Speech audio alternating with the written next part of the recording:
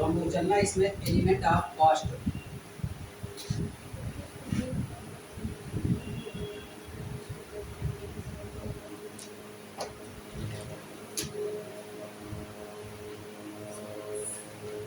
हिंदी में हमको क्या बोलते हैं,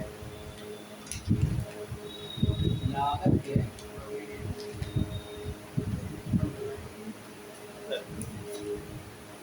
ठीक है। तो एलिमेंट ऑफ कॉस्ट यानी लागत के तत्व। कोई भी चीज मैन्युफैक्चर की जाती है या बनाई जाती है, तो कनेक्शन है कि दोनों शो कर रहे हैं। शो तो नहीं कर रहा फिलहाल। चलो बनने वाली सीख देगा। आवाज इसने पंखे की आती है, इससे नहीं आती क्या? इससे नहीं है।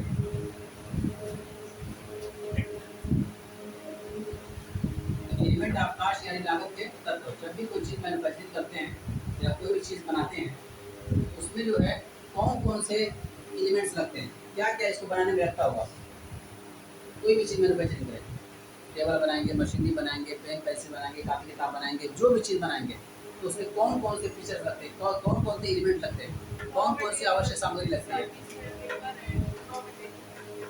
यानी कि अगर इसकी बात की जाए तो सबसे पहले हम मोबाइल से क्या लगेगा, मटेरियल लगेगा। क्या लगेगा, मटेरियल हो जाएगा। ठीक है, इसके बाद फिर क्या रहता है, लेबर लगता है इसमें, और वही अदर एक्सपेंसेस। यानी कोई भी चीज़ बनाएंगे आप, मार्कर बनाए, टेबल बनाए, बैग बनाए, कपड़ा बनाए, जूता चप्पल बनाए, मशीनें लगाए, जो भी आप बनाएंगे, उन सब में जो भी चीज़ माना जाती होगी यही तीन से आती होगी। इसी को क्या कहते हैं, लागत के तत्व, एलिमेंट ऑफ कॉस्ट। इसमें मटेरियल लगा होगा, कोई भी चीज़ें जो बनाई गई यहाँ पे मटेरियल लगा, उसमें लेबर चार्जेस, मजदूर लगे हुए तो तैयार करने में, बनाने में, और उसके अलावा भी कुछ एक्सपेंसेस भी होंगे। ठीक है,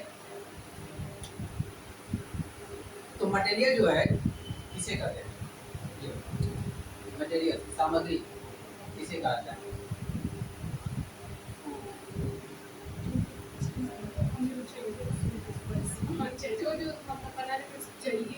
यानी जो भी आप चीज़ निर्माण कर रहे हैं, उसके लिए कुछ न कुछ आपको चीज़, कोई वस्तु, कोई सामान उसमें लगाना होता है, जिसको लोग बोलते हैं मटेरियल, रॉ मटेरियल। ठीक है, तो मटेरियल दो तरह का हो गया है। इसमें एक मटेरियल हो गया आपका डायरेक्ट मटेरियल, और नेक्स्ट हो गया आपका इनडायरेक्ट मटेरियल। अब डायरेक्ट मटेरियल किसे कहते हैं, बताओ, डायरेक्ट मटेरियल किसे कहा जाता है।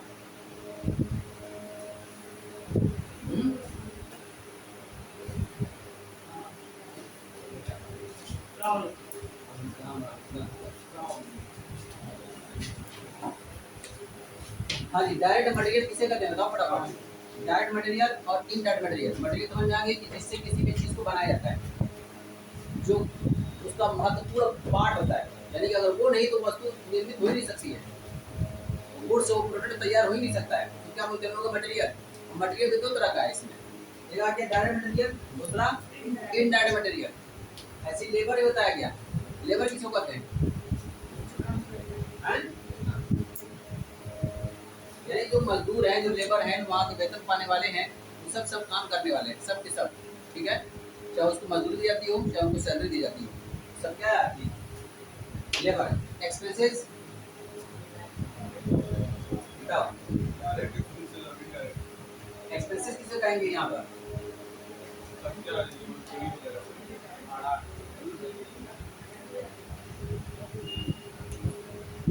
ये रहा आपका तीन चीज़ें जो हैं महत्वपूर्ण रूप से, जिसे हम जानते हैं कि इसके बिना कोई भी चीज़ इस दुनिया के अंदर निर्मित नहीं हो सकती है। यानी कोई भी चीज़ अगर निर्मित करनी है, बनानी है, मैन्युफैक्चर करनी है, उसको प्रोडक्शन करना है, तो कम से कम ये तीन चीज़ तो लगेगी लगेगी। इसीलिए इसका नाम क्या पड़ा है, लागत के मूल तत्व, लागत के मूल तत्व या लागत के तत्व, element of cost, element of cost. तो सबसे पहले हमारे पास मटेरियल आया कि किसी भी चीज़ को बनाया जाएगा तो मटेरियल लगेगा। मटेरियल की मीनिंग समझ रहे हो, यानी जिसके बिना वो चीज़ तैयार हो नहीं सकती है, उसको हम लोग क्या बोलेंगे, मटेरियल। मटेरियल में क्या आ गया, डायरेक्ट मटेरियल और इनडायरेक्ट मटेरियल। अब डायरेक्ट मटेरियल किसको कहते हैं? प्रत्यक्ष सामग्री किसे कहा जाता है? प्रत्यक्ष सामग्री डायरेक्ट मटेरियल किसे कहते हैं? सर जिसका मैन्युफैक्चर करना है, जिस वस्तु को बनाना है उसका कच्चा माल खरीदना चाहिए। इनडायरेक्ट मटेरियल, इनडायरेक्ट मटेरियल देखो, जो भी चीज बनाई गई है मटेरियल लगा हुआ है इसमें। मटेरियल दो तरह का होगा इसमें, एक डायरेक्ट मटेरियल और एक इनडायरेक्ट मटेरियल। डायरेक्ट मटेरियल का मतलब ये है कि उसके बिना वो वस्तु तैयार हो ही नहीं सकती है। इनडायरेक्ट मटेरियल का मतलब उसके बिना का मतलब ये है कि वो उसका जो मेन मटेरियल है उसके सपोर्टिंग है वो, यानी कि अगर वो नहीं भी है तब भी कुछ काम चल सकता है।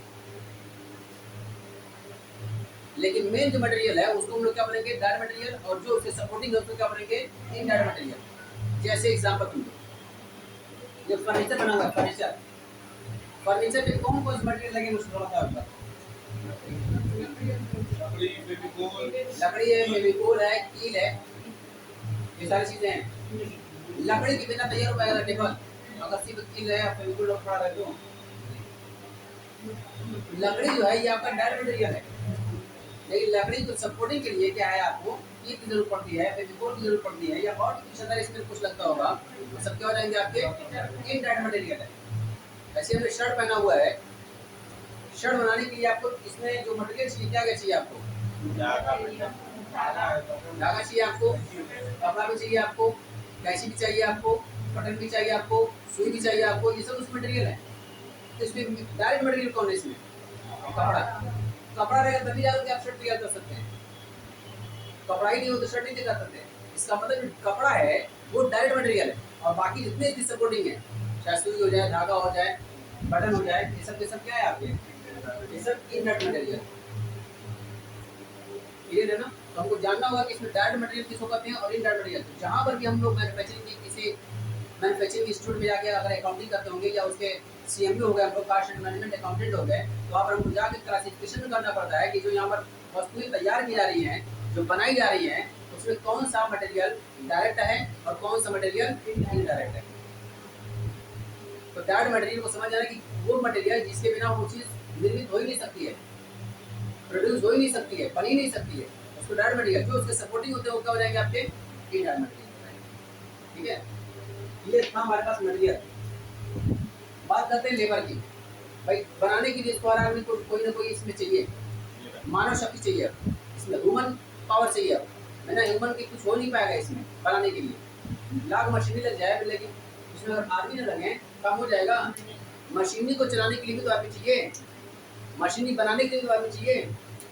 तो इसका लेबर जो है वो आदमी है, वो या वो शक्ति है जो किसी भी वस्तु को मैन्युफैक्चर करने में महत्वपूर्ण रोल निभाता है।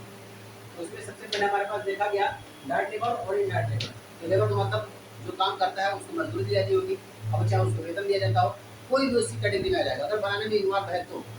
अब डायरेक्ट लेबर और इनडायरेक्ट लेबर में बांटा गया इसको भी। तो डायरेक्ट लेबर किसे कहेंगे और इनडायरेक्ट लेबर किसे कहेंगे? प्रत्यक्ष श्रम और अप्रत्यक्ष श्रम, प्रत्यक्ष श्रम और अप्रत्यक्ष श्रम। तो बताओ डायरेक्ट लेबर और इनडायरेक्ट लेबर किसे कहते हैं? Direct labour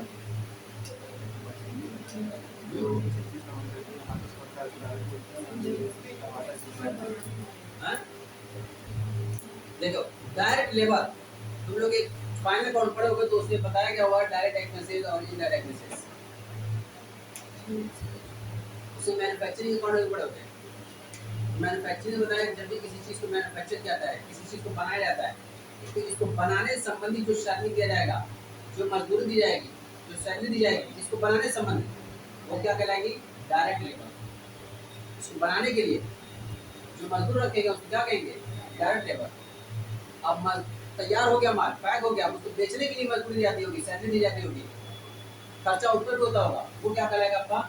indirect. इसका मतलब कि जैसे इसको बताया गया कि जो मेन मटेरियल है जिसके बिना कोई वस्तु तैयार नहीं हो सकती है वो डायरेक्ट मटेरियल है, उसके जो सपोर्टिंग हो गया है इनडायरेक्ट मटेरियल है।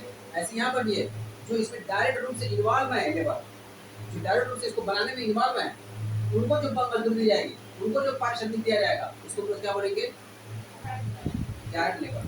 और जो डायरेक्ट उससे इन्वॉल्व नहीं है, बन गई तैयार हो गई, इसको बेचने के लिए सैलरी देते हैं, दुकान पर लगा के स्टाफ वगैरह सैलरी दे रहे हैं, वो बनाने में इन्वॉल्व नहीं है, लेकिन फिर भी उनको मजदूरी दी जाती होगी, उनको सैलरी दी जाती होगी, उनको बिल्कुल उनको श्रम दिया जाता होगा, तो क्या कराएगा उनको इनडायरेक्ट लेबर के नाम से जानते हैं। ठीक है, इसका मतलब ये है कि अगर साड़ी आप बुनाई करवाते हो तो साड़ी जो बुनाई कराई जाती है, मजदूरों को जो मजदूरी दी जाती है वो क्या कराएगी, जब यहाँ पर आकर के रख दी गई है और उसमें हमारे पास जो स्टाफ है, जो काम देखने वाले चाय पानी या जो फोल्डिंग करने वाली और जो काम करने वाले हैं, उनको भी मजदूरी दी जाती है, लेकिन क्या उसको बनाने की बात है, नहीं, उनको भी मजदूरी दी जाती है, उनको भी तो वेतन दिया जाता है, वो क्या कराएगा आपका।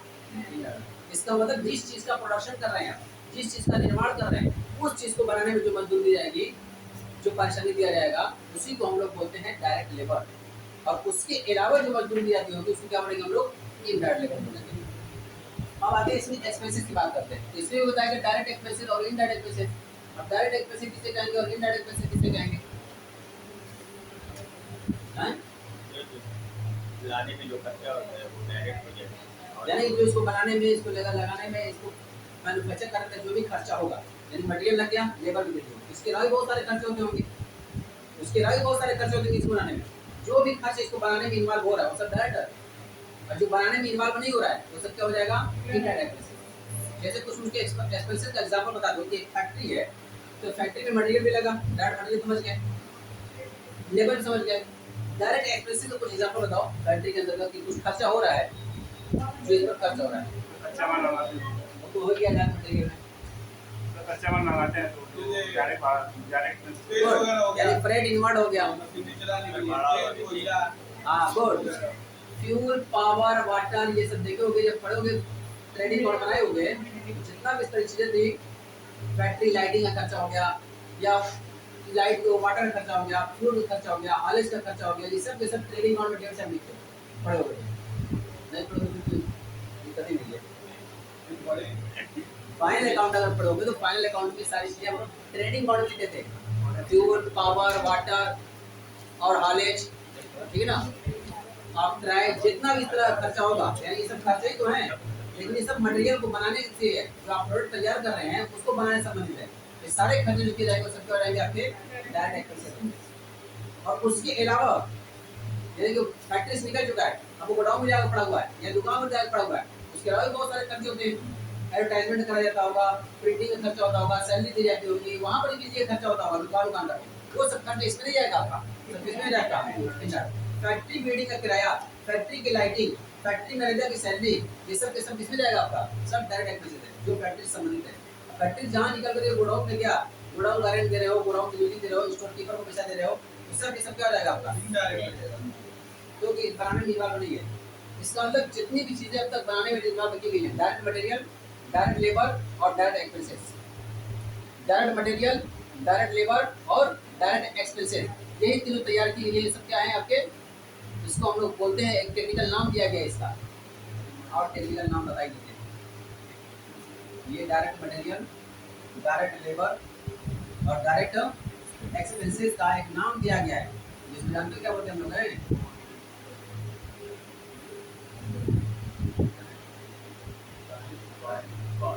प्राइम कॉस्ट, मूल लागत बोलते हैं इसको, क्या बोलते हैं, मूल लागत, क्लियर है, ये हो जाएगी हमारे पास प्राइम कास्ट है, इसको मूल लागत बोलते हैं। और 2 नंबर की पूरी पूछता है मूल लागत किसे कहते हैं, तो लिख सकते हैं इसमें सभी प्रत्यक्ष व्ययों का योग, सभी प्रत्यक्ष व्ययों का योग मूल लागत करता है। सभी प्रत्यक्ष व्यय क्या है, यानी प्रत्यक्ष श्रम, प्रत्यक्ष सामग्री और प्रत्यक्ष व्यय, तीनों को जोड़ दो, direct material, direct labour, direct expenses, तीनों को जोड़ दो, जो टोटल आएगा वो क्या कराएगा आपका प्राइम कास्ट, मूल लागत का नाम जानते हैं। 2 नंबर की पूछता है प्राइम लागत, वो प्राइम कास्ट किसे कहते हैं, मूल लागत किसे कहा जाता है, तो सभी प्रत्यक्ष व्ययों का योग होगा, क्या कराएगा आपका प्राइम कास्ट। और देखिए अभी अब बात करते हैं ओवरहेड्स की, ऊपरी व्यय क्या है, ऊपरी व्यय ओवरहेड्स, जितना भी आपका ये इनडायरेक्ट एक्सपेंसेस है, इनडायरेक्ट लेबर है और इनडायरेक्ट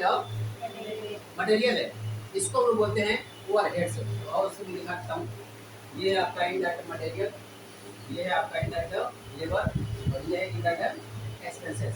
इन तीनों को हम लोग अपने टेक्निकल वर्ड में क्या बोलते हैं कास्ट अकाउंट के? ओवरहेड, ऊपरी व्यय क्या बोलते हैं इसको? ओवरहेड से बोलते हैं। इसका मतलब डायरेक्ट मटेरियल, डायरेक्ट लेबर और डायरेक्ट एक्सपेंसेस के अलावा जो खर्च होते होंगे उसको हम क्या बोलेंगे? ओवरहेड्स बोलते हैं, ऊपरी व्यय के नाम से जानते हैं। अब ओवरहेड्स भी जो होते हैं वो तीन तरह के होते हैं। ओवरहेड्स यानी कि इनडायरेक्ट मटेरियल, इनडायरेक्ट एक्सपेंसेस और इनडायरेक्ट लेबर जो है उसको भी तीन कैटेगरी में बांटा गया है। जो आपके इनडायरेक्ट एक्सपेंसेस होंगे, जो भी इंडायरेक्ट एक्सपेंसेस है, चाहे इंडायरेक्ट मटेरियल होगा, चाहे इंडायरेक्ट लेबर होगा, चाहे इंडायरेक्ट एक्सपेंसेस होगा, उसको हम लोग किस नाम से बोलते हैं? ओवरहेड्स के नाम से। अब ओवरहेड्स जो होंगे वो भी तीन होंगे आपके। कौन कौन से होंगे तो बताएं हैं? सबसे पहले आपका आया फैक्ट्री ओवरहेड, इसको बोलते हैं क्या बोलते हैं? Factory overhead. उसके बाद क्या बोलते हैं? Office and administrative.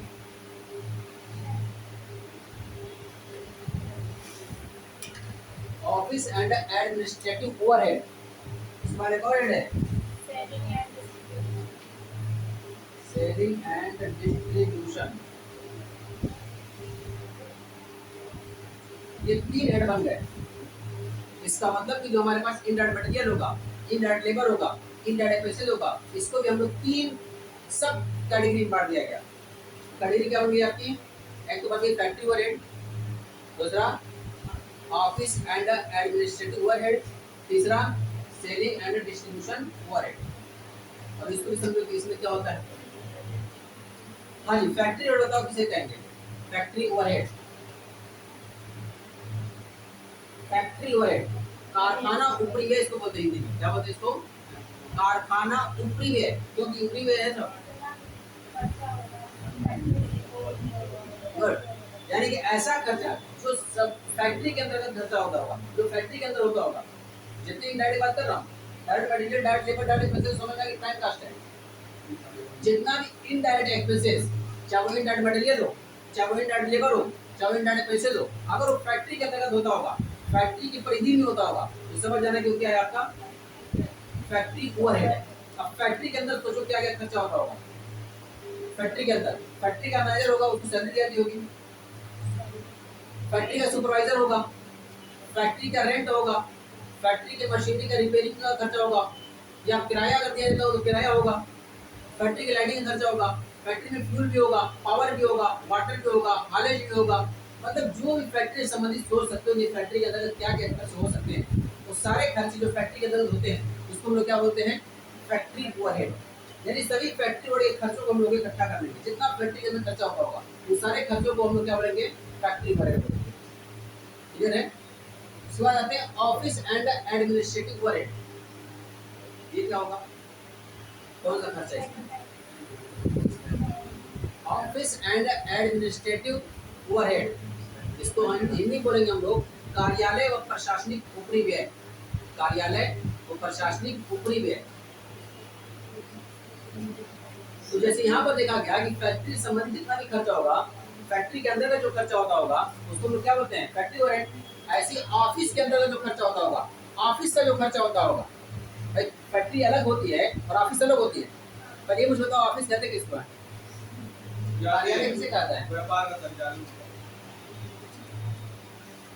कार्यालय कार्यालय का एक पॉइंट है, बैठा होते हैं। हैं? कार्यालय किसे कहते हैं?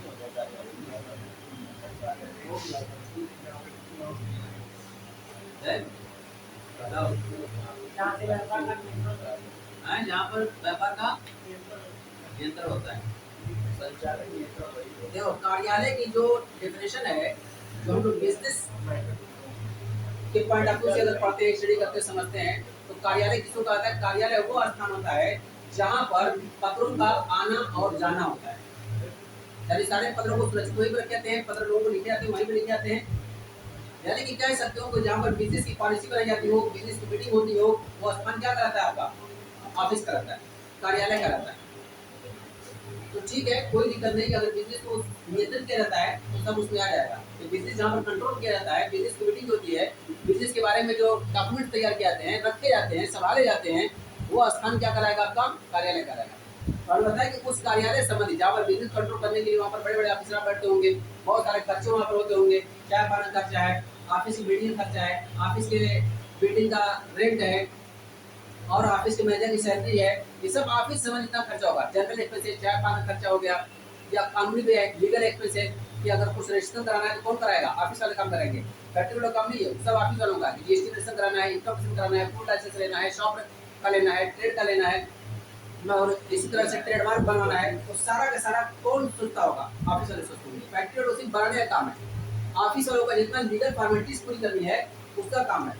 तो लीगल जितने एक्सपेंसेस होंगे, जनरल एक्सपेंसेस जो होंगे, फैक्ट्री से ऑफिस से समझ जितना खर्चा होता होगा, तो सारा का सारा खर्चा क्या हो जाएगा? इसको ऑफिस एंड एडमिनिस्ट्रेटिव ओवरहेड के अंदर आ जाएगा। इसका खर्चा दुनिया भर का दिया होगा, तो सारे खर्चों को छाटना होगा। कैसे? ये फैक्ट्री में जाएगा, ये ऑफिस में जाएगा, ये सेलिंग में जाएगा। क्लियर है? तो खर्चे बहुत सारे होंगे, खर्चों को बस अलग अलग कैटेगराइज करनी है, अलग अलग कैटेगरी में डालना है कि कौन फैक्ट्री में जाएगा, कौन ऑफिस में जाएगा।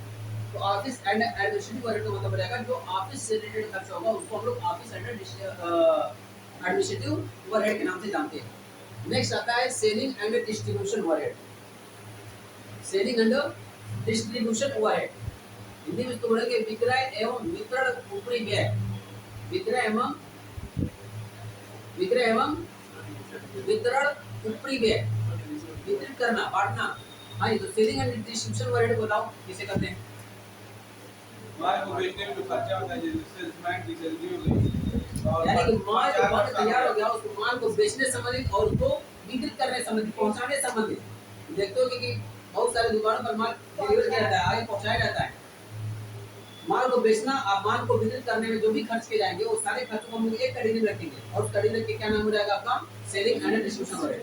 तो माल को बेचने के लिए आप क्या करते होंगे? एडवर्टाइजमेंट कराते होंगे, कमीशन एजेंट रखते होंगे, आपके पास वैन होगी, वैन का ड्राइवर खर्चा होगा, वैन का खुद तेल पानी का खर्चा होगा, रिपेयरिंग खर्चा होगा। ठीक है? इस तरह जितने भी खर्च होते होंगे वो सारे खर्च किसमें आ जाएंगे? आपके सेलिंग एंड डिस्ट्रीब्यूशन ओवरहेड में जाते हैं। इसका मतलब जितने भी आपके इनडायरेक्ट एक्सपेंसेस, इनडायरेक्ट मटेरियल और इनडायरेक्ट लेबर, ये तीनों जो खर्चे हैं उसको हम लोग ओवरहेड्स बोलते हैं। और ओवरहेड्स की जो कैटेगरी है उसको फिर सब कैटेगरी में बांट दिया गया है। एक तो फैक्ट्री ओवरहेड में डाल दिया गया, तो फैक्ट्री से संबंधित जो खर्चा होगा फैक्ट्री ओवरहेड में जाएगा। ऑफिस एंड एडमिनिस्ट्रेटिव ओवरहेड, यानी ऑफिस से संबंधित जो खर्चा होगा वो सब के सब ऑफिस एंड एडमिनिस्ट्रेटिव ओवरहेड में जाएगा। और जो भी खर्चा आपका सेलिंग एंड डिस्ट्रीब्यूट करने से संबंधित खर्चा होगा उसको हम लोग किस में डालेंगे? सेलिंग एंड डिस्ट्रीब्यूशन ओवरहेड में डालेंगे। क्लियर है? अब इन सबको किस तरह से दिखाया जाता है तो इसका बकायदा एक कास्ट शीट तैयार की जाती है। क्या तैयार किया जाता है? कास्ट शीट, एक शीट बनाई जाती है जिसमें सारी कास्ट को दिखाया जाता है। उसमें अलग से प्राइम कास्ट आ जाएगी, फैक्ट्री कास्ट आ जाएगी, कास्ट ऑफ प्रोडक्शन आ जाएगी, तो उसको भी दिखाई देता है। फिर इसको नोट करना, तो फटाफट इसको नोट करना। ओके।